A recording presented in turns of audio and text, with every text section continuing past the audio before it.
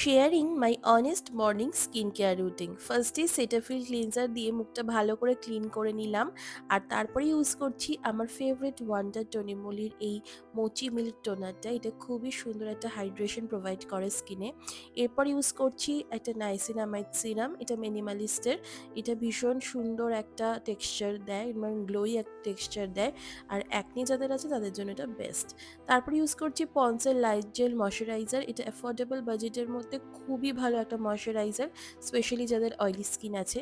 এরপর ইউজ করছি মিনিমালিস্টের 2% salicylic acid. এটা সারামুখী ইউজ করব না, এটা শুধু আমার এই অ্যাকনে স্পটস বা পিম্পলের মধ্যে ইউজ করছি, এবং ওপেন পোর্সেও তোমরা ইউজ করতে পারো। 10 মিনিট ওয়েট করার পর ইউজ করছি dot and key sunscreen. No matter what, তুমি বাইরে আছো বা ঘরে, সানস্ক্রিন কিন্তু মাস্ট একটা জিনিস। আমি আমার ফেশিয়াল হেয়ারটা রিমুভ করতে পারছি না আমার অ্যাকনের জন্য, সো সেটাকে ইগনোর করো।